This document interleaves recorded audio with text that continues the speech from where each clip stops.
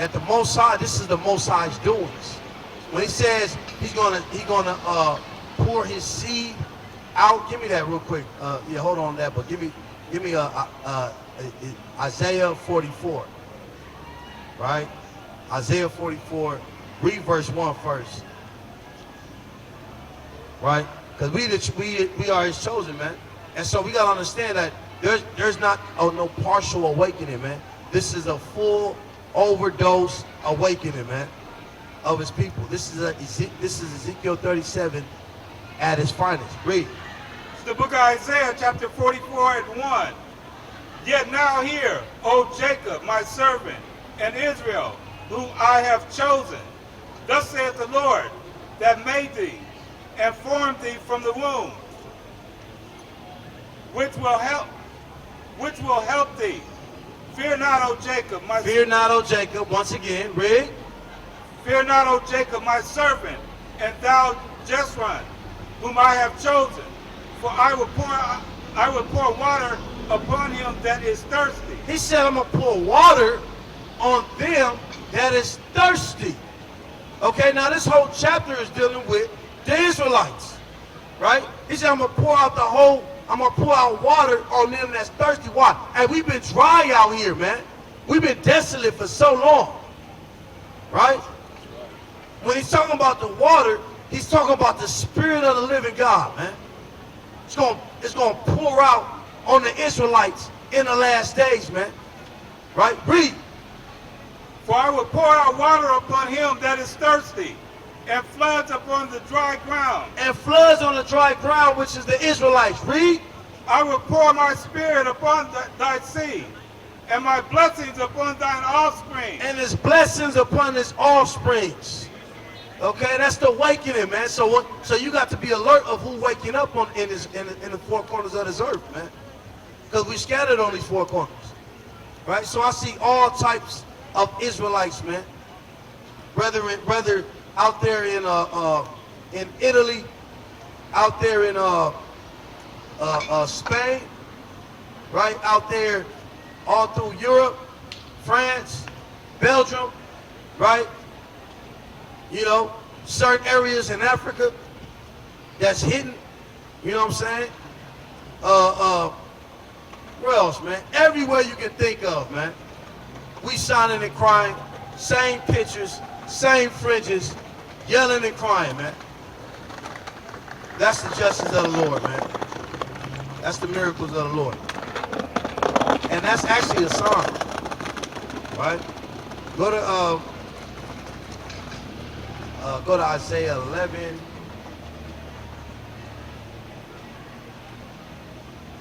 And go to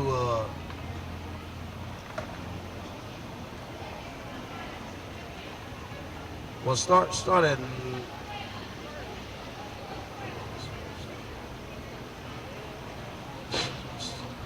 12.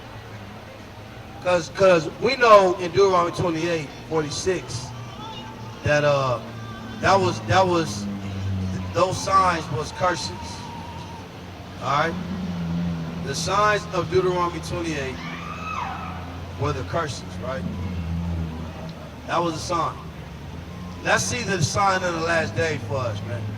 Because now that we get to identify who we are through the curses, right? Now let's identify us while we're woke, those that's waking and those that's woke to this truth. Read. It's the book of Isaiah, chapter 11, verse 12. And he shall set up an ensign. And he shall set up what?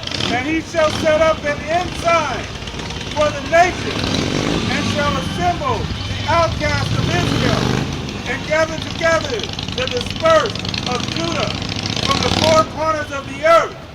The envy also of Ephraim shall depart, and the adversaries of Judah shall be cut off. The adversaries of Judah will be cut off, man. The adversaries of Judah will be cut off, man. You know? That lets you know Judah got a lot of adversaries, man. That's right. The Bible says that 2 times. Let's prove that. Go to Genesis 49, verse 10. Because he's the king tribe, man. Because Ephraim is the king tribe to the northern kingdom, So that makes Judah the king tribe of the kings. Look at that, man. That's why we get so much pressure, man. One of the curses that was on the seed of David, on David's seed, because he killed Uriah, was the sword will not depart from your house. That proves that the Negroes in America is from the house of David, man.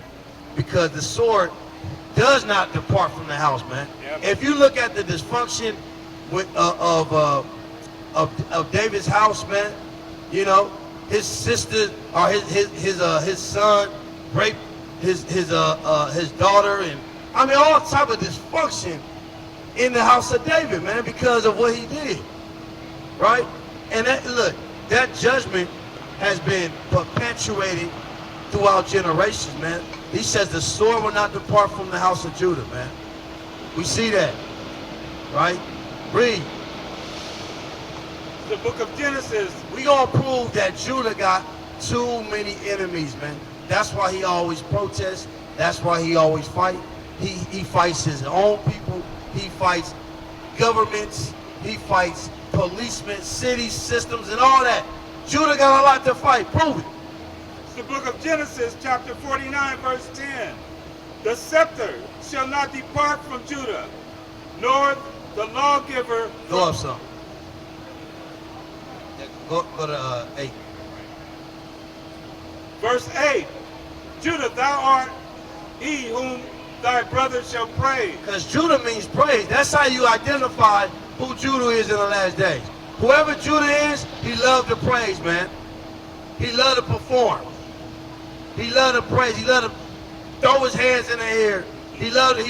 Hey, if you look at the entertainment system, who they got in there that performs the most? Judah. Because Judah name means praise, man. He can't stop praising, man. It's in his nature. Look at David at the time. He couldn't stop praising. He was a warrior and a praiser at the same time, man. Read.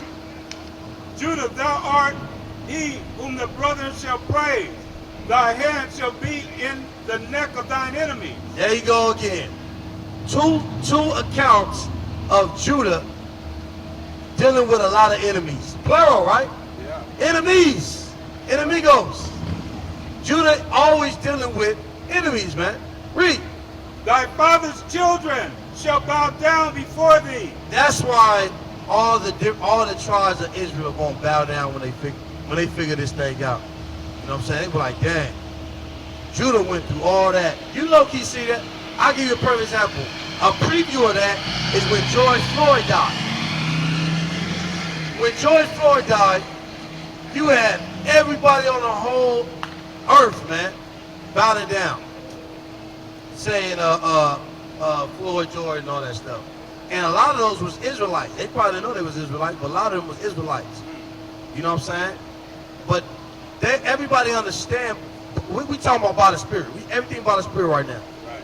By the Spirit, they already bowing down because they respect Judah, man. They know Judah did never stop fighting, man. You know what I'm saying? Read. Judah is a lion's whelp. Judah is a lion's whelp. Read. From the prey, my son. From the prey. We came from the prey, meaning we had many enemies that destroyed us, and we kept going, right? Read. Thou art gone up. He stopped down. He crouches as a lion and as an old lion. He crouches as a lion and as an old lion, meaning he stopped fighting at a certain time, man. He started becoming the politicians.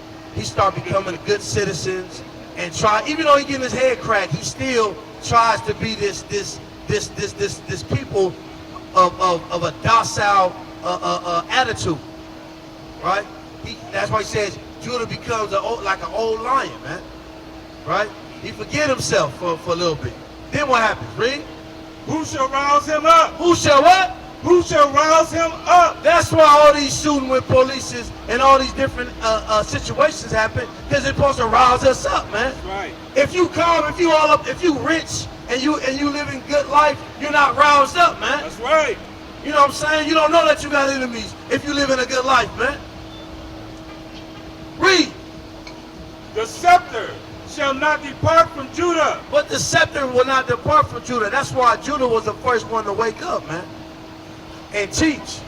Because the scepter was not going to depart from Judah, man. Read. Nor a lawgiver from between his feet. Nor a lawgiver, the law will never leave from his feet. That's why you always hear Judah talk about keep the laws. And he said it like a lion. Read. Until Shiloh comes. Until who? Until Shiloh comes. Until who? Until Shiloh comes. Which is the Messiah, man. That's Shiloh, man. He said the law won't leave Judah's feet until Shiloh comes, man. That's right. So you tell him about the law's done away with. Nah, Shiloh ain't come yet, man. That's right. He talking about the second coming, man. All right? Let's go back to Isaiah, chapter 11. So Judah got a lot of enemies, man. You know? And that's why he always fighting. Who gonna rouse him up? Many things. Right? Like I said, that George Floyd roused up a whole world of people. And that was just one event. What's his name? That football player, Kaepernick. Kaepernick. That was one man, and he turned the whole narrative upside down, man. And that's what Judah do, man. Judah flips things back, up and down, round and round. That's what Judah do, man. It's just in his nature to do. He can do it by accident, but it's in his nature to do. Just like Esau, he can do things like coming to somebody's house, shoot him and say, I thought I was my apartment.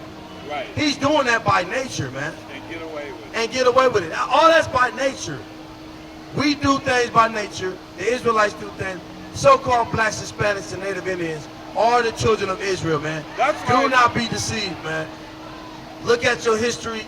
Go way back. Remember the years of many generations, and you'll find out who are the Israelites, man. Who are the promised seed of the Lord.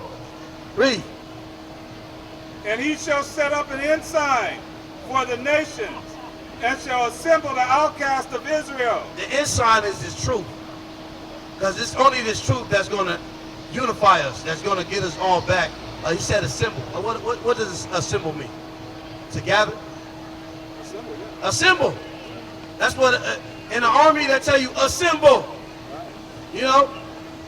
That's what we're supposed to do. Give me Zephaniah chapter 1, verse 2. Or is it 2, verse 1? Yeah, I think it's 2, verse 1. It's a lot.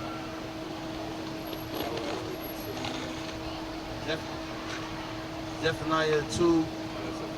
Yeah, go to chapter 2, verse 1. This is a symbol. This is what Isaiah is talking about. Read. It's the book of Zephaniah, chapter 2, verse 1. Gather yourselves together. What? Gather yourselves together. What? Gather yourselves together. Yea, gather together, O nation, not desired. Boy, the Israelites. See, that's the symbol. Go back. Go back to Isaiah. So we're supposed to be assembling in the spirit. See, it's right now, the ensign is the truth. We are assembling in the spirit. Like I just told you, you got people in all through Europe. You got people all through the Caribbean islands, Jamaica, Haiti, and all that. We are all signing and crying. That's the ensign for the assemble, right? You got people in South America right now preaching the truth, man. Right? Yeah, Isaiah 11, chapter 11. That's the ensign. That's the assemble. Read. And he shall set up an ensign for the nations, and shall assemble the outcast of Israel, and gather together the dispersed of Judah from the four corners of the earth. The envy also of Ephraim. The envy of also Ephraim, read. Shall depart. So the envy of Ephraim going to depart. And the adversaries of Judah shall be cut off. All the adversaries of Judah are going to be cut off, man. Every last one of them. Read. Ephraim shall not envy Judah. Ephraim ain't going to envy Judah no more in that day. Because if you go back to 1 Kings, you'll see that once Ephraim became king, he set up an altar in the northern kingdom and told everybody, this is where y'all gonna worship instead of Jerusalem. And he did that because he was envious of Judah. See? And ever since then, it's been the same type of beef. That's why we just read in Ezekiel the two kingdoms separated, right? All that's in 1 Kings 13, 14, and 15, man. Read. Ephraim shall not envy Judah, and Judah